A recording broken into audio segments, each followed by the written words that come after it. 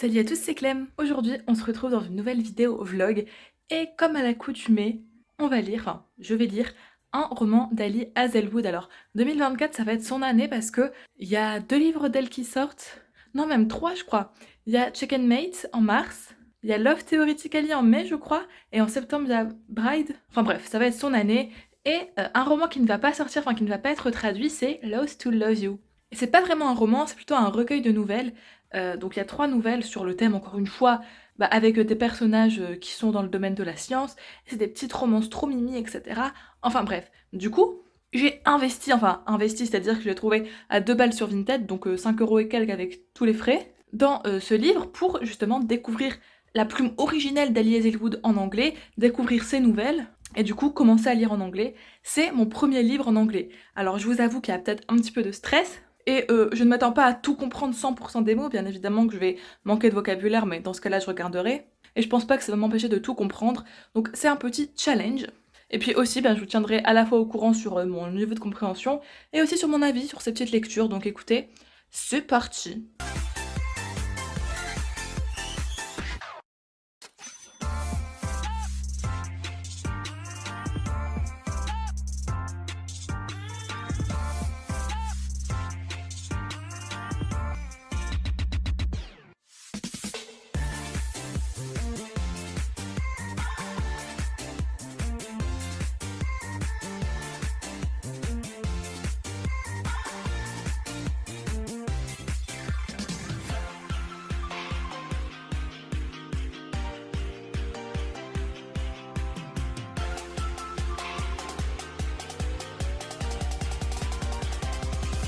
Hey, première update. Alors oui, je suis exactement habillée, maquillée comme dans l'intro et même au même endroit. C'est parce que j'ai pas fait l'intro hier étant donné mon faciès que vous ne vouliez pas voir.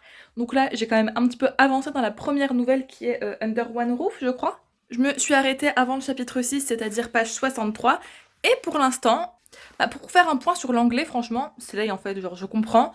Alors certes, il y a quelques mots que bon bah voilà, mais vraiment je comprends et je comprends les touches d'humour et je me dis mais en fait, mais je suis trop forte.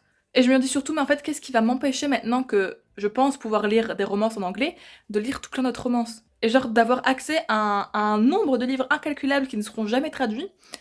Waouh! Bon, après, je me lancerai pas dans la fantaisie en anglais pour le moment, hein, n'abusons peut-être pas du bail, et attendons de voir les 3 nouvelles déjà, savoir si tout se passe bien. Et donc, au niveau de la nouvelle en elle-même, on va suivre l'histoire de Liam et la meuf, j'ai totalement oublié comment elle s'appelle. Et Mara, qui se retrouve par un concours de circonstances à devoir habiter dans la même maison, donc c'est proximité forcée. Et on pourrait penser que tous les opposent parce que Mara c'est une scientifique un peu dans le monde écologique et Liam c'est un mec d'une entreprise genre qui pollue de zinzin, donc tu vois, ça part mal. Mais voilà, ils vont apprendre à se connaître au fur et à mesure, puis c'est vrai que vivre sous le même toit, bon voilà quoi. Et déjà, Liam est déjà trop mimi en 60 pages, quoi. En fait Ali Hazelwood, il faudrait cesser de faire des book boyfriends de la sorte. Et Mara, personnage féminin absolument trop cool et trop attachant. Donc ça, encore une fois, c'est très slay, parce que des personnages féminins bien comme ça, on n'en fait plus, quoi. Et je viens de découvrir qu'en fait, ça sera des nouvelles sur 3 amies, enfin, genre sur Mara, Sadie et Anna, qui sont amies et qui sont toutes scientifiques. Et genre, j'avais pas capté. Bah, c'est encore mieux, en fait. Donc écoutez, je vais peut-être un petit peu lire aujourd'hui, pas énormément, parce que j'ai une amie qui vient à la maison, mais je vous ferai une update si jamais ce soir, et sinon, dans les jours qui viennent. Voilà.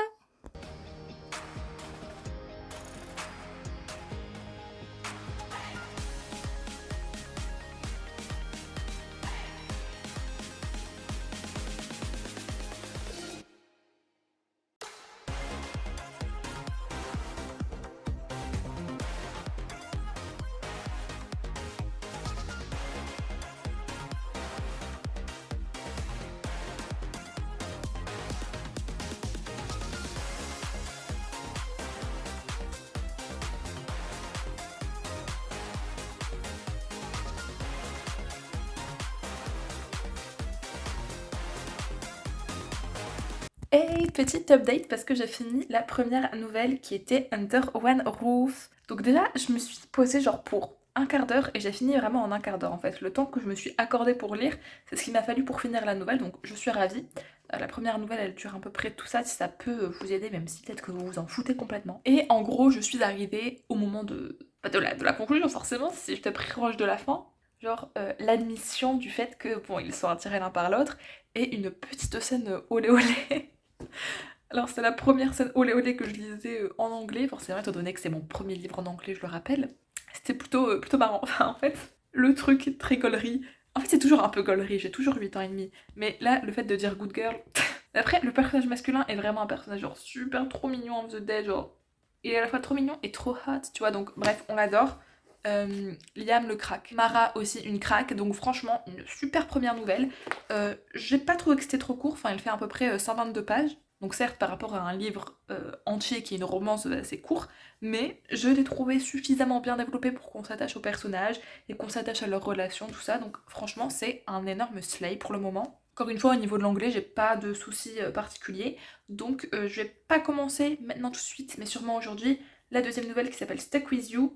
Et c'est un ingénieur civil et son némésis qui vont être bloqués dans un ascenseur. Je ne sais pas si ça va se passer tout pendant le moment de l'ascenseur, ou s'il va aussi y avoir plus, hein, je ne sais pas, mais c'est avec du coup l'ami de Mara, I guess. Alors écoutez, je ne sais pas si on va peut-être revoir Mara et Liam, donc de la première nouvelle dans les nouvelles d'après, mais je vous tiendrai au courant. Voilà, je vais aller un petit peu travailler. Hazel!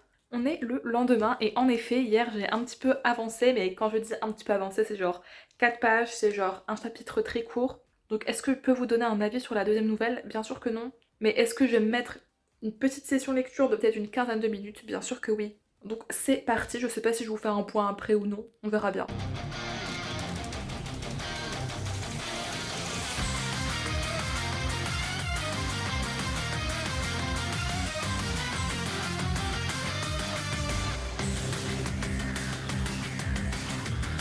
Je me suis arrêtée page 155, donc j'en suis à peu près, genre je pense, une trentaine de pages de la deuxième nouvelle. Donc comme je vous avais dit, c'est l'histoire d'une meuf qui est bloquée dans un ascenseur avec un gars qui est plutôt mignon, qui est un peu en mode Nordic King, tu vois. Un peu viking, un peu slay, et bon, bref, toujours est-il que je me demandais est-ce que ça va être full pendant qu'ils sont bloqués dans l'ascenseur, et non, on s'en doutait. Et en gros, on a des flashbacks du moment de leur rencontre qui étaient il y a assez peu longtemps au final, et là, présentement dans l'ascenseur, elle est en mode je l'aime pas quoi. Genre c'est un connard, etc. Certes, il est mimi, mais c'est un connard. Et genre, tu vois, on voit le jour de leur rencontre et on se dit, mais trop chou en fait, ils sont trop mimi tous les deux, genre ils s'entendent trop bien, il y a trop une vibe. Et là, on se demande qu'est-ce qui se passe et qu'est-ce qui va se passer dans ce putain d'ascenseur. Je ne vous en dirai pas plus parce que de un, je n'ai pas plus lu que ça. Et aussi parce que c'est une nouvelle, du coup, je ne voudrais pas tout vous spoiler. Là, déjà, je vous ai dit 90% du plot. Des personnages comme Ali Hazelwood sait les faire, mais avec quand même un peu de variété. Enfin, c'est pas toujours les mêmes non plus, même si c'est une critique qu'on peut souvent entendre de la part d'Ali. Enfin, non, contre Ali plutôt. Bref, je vous tiendrai au courant quand je l'aurai fini pour vous donner mon avis là-dessus. En tout cas, ça va toujours, l'anglais ça va toujours, et je kiffe mon moment de passer. Et là, ça va en fait, au niveau anglais, ça va de plus en plus de manière fluide en fait à lire. Genre, je m'arrête moins sur les mots, je me concentre moins, ça vient vraiment tout seul quoi. Donc c'est super, je pense que ça me fait progresser en anglais, et c'est ça qu'on aime. Du coup, je pense que je m'achèterai d'autres romances en anglais. C'est un fait établi maintenant. Bref, bisous!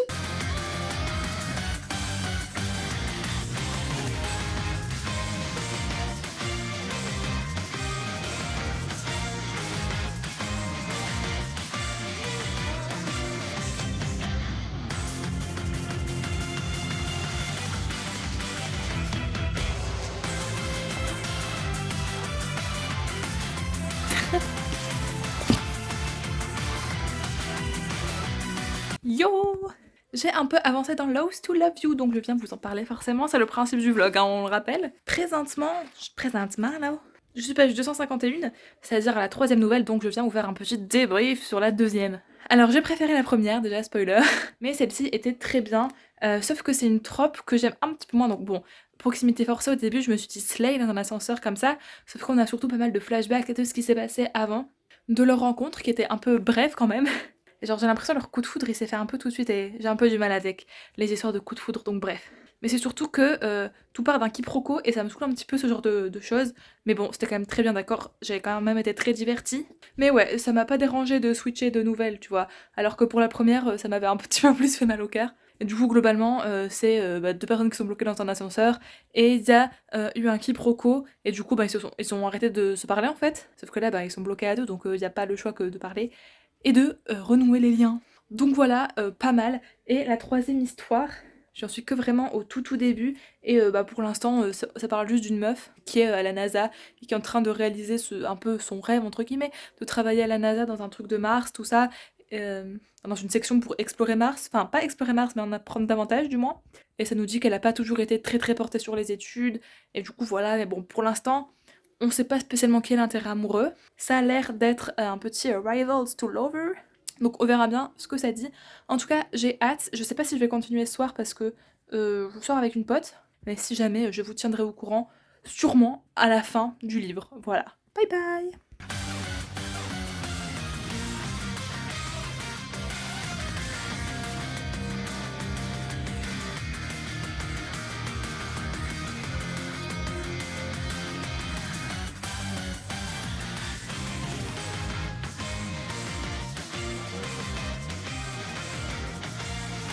Hey, on se retrouve pour la conclusion de ce vlog quand même, parce que j'ai fini le livre hier soir. Pardonnez cette dégaine de meuf pas maquillée et ce truc, mais j'ai très froid. Donc quand on a froid, qu'est-ce qu'on fait? On est couverte et on ne slay pas du tout. Par contre, ce qui slay, c'est ce livre.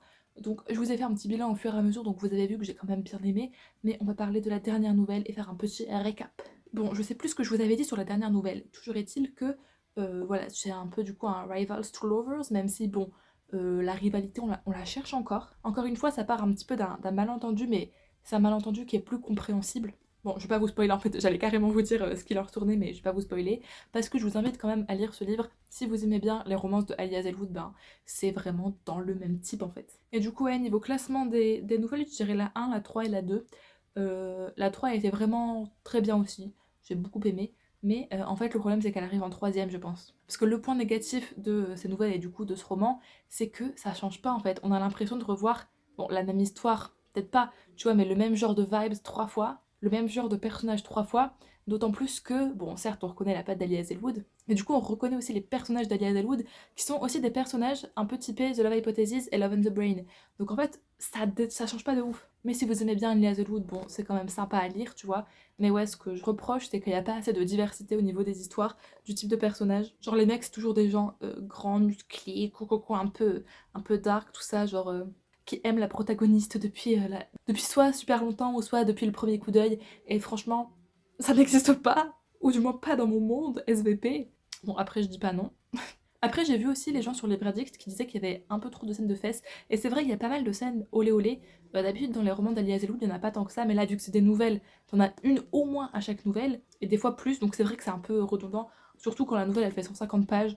Et que t'es là, tu tapes 10 pages de... oulala. Et même ces scènes-là, je trouve qu'elles se ressemblent toutes entre elles. Bon, après, vous allez me dire, ils vont pas commencer à faire je ne sais quoi. Mais je sais pas, j'ai l'impression que c'est toujours dans la même initiative, etc. Mais après, ça reste très bien, c'est des scènes avec consentement et où la place de la femme est comme respectée et importante. Après, ce qui est aussi très cool, c'est que, comme d'habitude avec Ali Hazelwood, cette queen, ça parle du monde de la science et notamment du point de vue des femmes et de la place de la femme en général dans ce monde scientifique où on a l'impression que ben, on n'a pas notre mot à dire, on n'a pas vraiment notre avis par rapport à des hommes. Bon alors moi c'est pas trop mon cas parce que je suis qu'en master 1, déjà faut se détendre. Et que en plus je suis relativement avec des gens bienveillants dans ma faculté et dans ma formation. Mais je sais quand même que ça arrive et que bah, quoi qu'on y fasse quand t'es une femme, tu vois, dans ce monde. Mais bon bref, j'ai mis 17 sur 20 en tout. C'était très sympa. Je regrette pas de l'avoir pris en anglais parce que du coup ça m'a fait mon premier livre en anglais. Et donc c'est la deuxième partie de cette conclusion. Je suis très contente d'avoir réussi ce défi. Ça m'a pris un peu plus d'une semaine, mais en même temps, bah, j'ai cours en même temps, donc je peux pas en fait lire autant que je veux. J'ai bien sûr pas tout compris, chaque mot en détail, parce que y en avait certains que je ne connaissais pas du tout. Soit que j'ai été voir sur Google Traduction, du coup ça amplifie mon vocabulaire, ou bien soit j'avais la flemme et c'était pas du tout nécessaire, enfin je comprenais le sens de la phrase au global. Donc voilà. J'ai été quand même un petit peu plus lente à lire en anglais qu'en français, bah, ce qui est normal, c'est pas ma langue maternelle, mais je pense que ça ne peut faire que du bien à mon niveau d'anglais parce que j'ai l'impression d'avoir progressé entre le fait que je lise en anglais, que j'ai aussi des cours en anglais, ça fait augmenter mon niveau global. Et je ne lirai pas en anglais des trucs qui sont prévus d'être traduits en français, mais pour des livres qui je sais ne seront pas traduits, ou du moins ça risque pas, why not? En tout cas surtout pour des romances, parce que je me sens pas de lire de la fantasy ou des trucs trop compliqués pour le moment, mais je serais ravie de lire une autre romance en anglais tant qu'elle est pas trop what the fuck, trop compliquée. Bon, là, il y a quelques termes scientifiques, mais franchement, ça va. Même si vous n'êtes pas dans le domaine de la science, je pense que c'est ok. Et oui, je pense que les romans sont prêts pour commencer en anglais, c'est ce qu'il y a de mieux. Peut-être pas Ali Hazelwood en particulier, En tout cas, si vous attendez le bon moment pour vous, sautez le pas à lire en anglais, vraiment, allez-y. Je pense que mon niveau se situe entre le B2 et le C1, c'est ça je crois. Donc voilà, j'ai quand même réussi à très bien comprendre. Ça restait fluide quand même dans ma lecture, tu vois, je me suis pas dit oh mon dieu. Et même si j'étais plus lente, ça me juste saoulait au niveau personnel, mais je prenais pas non plus 10 ans pour chaque lecture, tu vois. Donc bref, un énorme slay pour cette expérience. Si vous aussi, vous êtes des gens qui slay, n'hésitez pas à mettre un pouce bleu. Dixit, la meuf qui n'est pas du tout en train de slay avec ses gigacernes. No. Bref, j'espère que cette vidéo vous a plu. Je vous souhaite de bonnes lectures, une bonne soirée, une bonne journée, une bonne tout ce que vous voulez. Je vous fais des gros bisous et je vous dis à mercredi après-midi prochain. Bye bye.